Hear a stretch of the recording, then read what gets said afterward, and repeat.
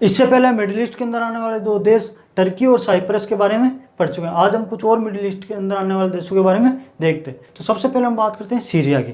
तो सीरिया जो है वो अपने यहाँ चल रहे गृह युद्ध की वजह से पूरी तरह तबाह हो चुका है। इस तबाही की शुरुआत तब होती है जब सीरिया के एक सेनाध्यक्ष थे जिनका नाम था बशर अल असद, वो यहाँ पे एक तानाशाह बन के सीरिया पे शासन करने लग जाता है। बशर अल असद जब वो शासन करना सीरिया पे लगता है, उस टाइम शीत युद्ध चल रहा था। शीत युद्ध वो युद्ध जिसमें अमेरिका और रूस आपस में कभी नहीं लड़े, लेकिन बाकी पूरी दुनिया को इन लोगों ने मिलकर तबाह कर दिया।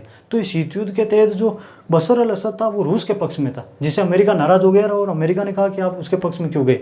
तो अमेरिका ने एक चाल चली। अमेरिका ने क्या किया कि वहाँ के जो लोग हैं उनको बशर अल असद के खिलाफ भड़का दिया और उनको पैसे और हथियार दे दिया कि आप इसकी सेना के खिलाफ लड़ो। तो वहाँ के लोग बशर अल असद की सेना के खिलाफ विद्रोह कर देते हैं और खतरनाक दोनों के बीच एक गृह युद्ध की स्थिति हो जाती है। उसी गृह युद्ध की स्थिति के अंदर यहाँ पे सीरिया के अंदर कुर्दिस्तान एक क्षेत्र है, वहाँ खुद जनजाति रहती है।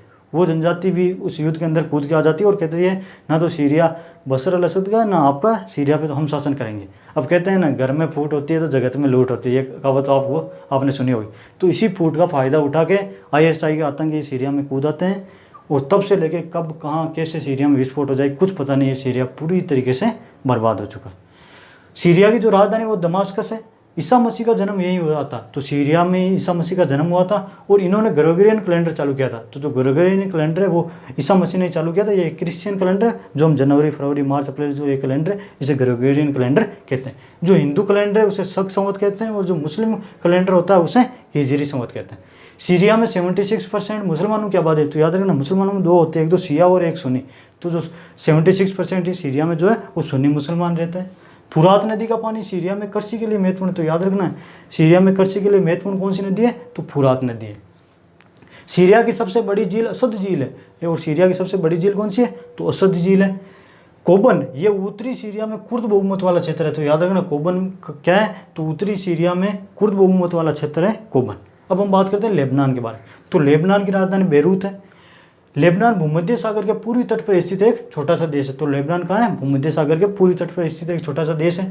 इसके उत्तर पूर्व में सीरिया और दक्षिण में इजराइल है। तो सीरिया के उत्तर पूर्व में सीरिया और दक्षिण में इजराइल देश है।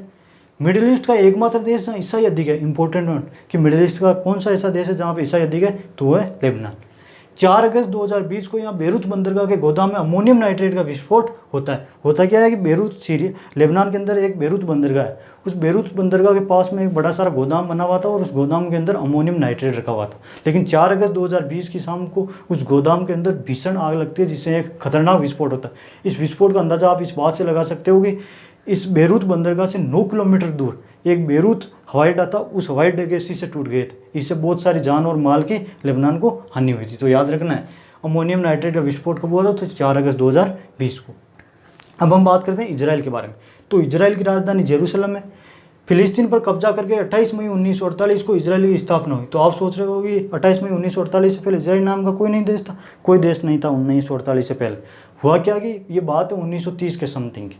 उस टाइम जर्मनी और इंग्लैंड के बीच में युद्ध चल रहा था। उस युद्ध में जर्मनी की तरफ से एक सैनिक था जिसका नाम था हिटलर। वो युद्ध लड़ रहा था। हिटलर जो है वो ब्रिटेन की सेना से बचने के लिए एक यहूदी के घर में जाके छुप जाता है। लेकिन उन यहूदियों ने क्या किया कि उस हिटलर को कोई नशीला पदार्थ खिला के बेहोश कर दिया हिटलर को, और उसने हिटलर को ब्रिटिश सैनिकों को सौंप दिया। जब हिटलर को इस बारे में पता चला तो हिटलर ने कसम खाई कि जब तक मैं इन यहूदियों को भगा ना दूँ यहाँ से, यहूदियों को हालत ख़राब ना कर दूँ इसकी, तब तक मैं चैन से नहीं सोऊंगा। जब जर्मनी में हिटलर का शासन आया तो ये यहूदियों को खतरनाक यातनाएं देने लगे। ये क्या करता था? ये बड़े सारे हॉल में यहूदियों को डालता था और उस हॉल को बंद करके उसके अंदर जहरीली गैस छोड़ देता था, जिससे यहूदी तड़प तड़प के मरते थे। और उसको बाहर लगी एक बड़ी स्क्रीन के अंदर देखता था कि कैसे ये तड़प तड़प के मरते हैं, मेरे को भी आपने ब्रिटिश लोगों को, सैनिकों को सौंपा था।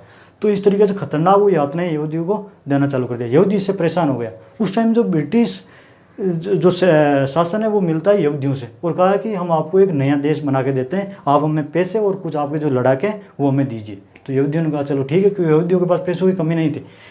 अब उस टाइम ब्रिटेन ने क्या किया कि सऊदी अरब के साथ एक बात की, एक संधि की कि चलो हम दोनों मिलकर ओटोमन साम्राज्य को समाप्त करते हैं। ओटोमन साम्राज्य क्या है, हम पहले वाले वीडियो में इसके बारे में बात कर चुके हैं। तो ब्रिटेन ने क्या किया सऊदी अरब को कि हम दोनों मिलकर पहले ओटोमन साम्राज्य को समाप्त करते हैं और फिर जो फिलिस्तीन देश है वो हम आपको सौंप देंगे। ऐसा ही हुआ था द्वितीय विश्व युद्ध में, याद करो। जब जर्मनी ने रूस को कहा कि हम आपको पोलैंड दे देंगे, आप हमें अनाज दे दीजिए। इसलिए कहते हैं कि लालच कभी नहीं करना। कोई यदि आपको फ्री में कुछ दे रहा है, इसका मतलब कि उसके पीछे बहुत सारी प्लानिंग है, क्योंकि आज के टाइम में फ्री में कोई कुछ नहीं देता, तो लालच बुरी बला है।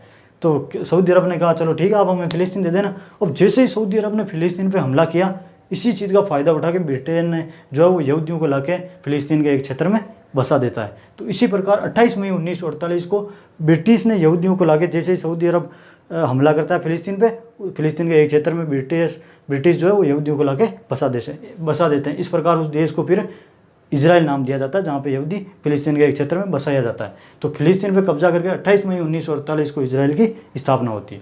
इसके उत्तर में लेबनान है इजराइल के, पूर्व में सीरिया और जॉर्डन तथा दक्षिण में मिस्र देश है इजराइल के। यहूदियों के पूजाघर को सिनेगार कहते हैं। जैसे हमारे पूजाघर को मंदिर कैसे कहते हैं, उसी प्रकार यहूदियों के पूजाघर को सिनेगार कहते हैं। वेलिंग वॉल यहूदियों का सबसे पुराना पूजाघर है, तो याद रखना वेलिंग वॉल जो है वो यहूदियों का सबसे पुराना पूजाघर है। जेरूसलम 3 धर्मों का पवित्र स्थल है, इंपॉर्टेंट वन। जेरूसलम में कौन से 3 धर्मों के पवित्र स्थल है, तो ईसाई, मुस्लिम और यहूदियों के 3 धर्मों का जो है पवित्र स्थल है जेरूसलम में। तेल अवीव प्रमुख उद्योग केंद्र है, तो इजराइल का तेल अवीव जो शहर है वो प्रमुख उद्योग केंद्र है। इजराइल के दक्षिण में नेजेव नामक मरुस्थल है, तो इजराइल के दक्षिण में कौन सा है, नेजेव नामक मरुस्थल है। हिब्रू इजराइल की प्रमुख भाषा है। इजराइल की कौन सी भाषा है, हिब्रू, जो दक्षिण से, जो दाएं से बाएं लिखी जाती है। हम तो बाएं से दाएं लिखते हैं, लेकिन ये भाषा जो है वो दक्षिण से, वो दाएं से बाएं लिखी जाती है। अब हम बात करते हैं फिलिस्तीन की। तो फिलिस्तीन के पूर्व में गाजा पट्टी व पश्चिम में वेस्टर्न बैंक नामक 2 क्षेत्र बचे हैं। और जो इजराइल है वो पूरी तरीके से कब्जा कर चुका है, थोड़ा थोड़ा हमला कर करके फिलिस्तीन को अपने में मिला रहा है। तो अब फिलिस्तीन के अंदर सिर्फ 2 ही क्षेत्र बचे हैं, पूर्व में गाजा पट्टी और पश्चिम में वेस्टर्न बैंक नामक 2 ही क्षेत्र बचे हैं। तो आई होप कि ये आपको समझ में आई है। कोशिश की जाती है जो फैक्चुअल बातें वो आपको बताई जाए। तो अगले वीडियो में बात करेंगे मिडिल ईस्ट के बाकी बचे हुए देशों के बारे में। तब तक के लिए जय हिंद। आप लीजिए इसका स्क्रीनशॉट।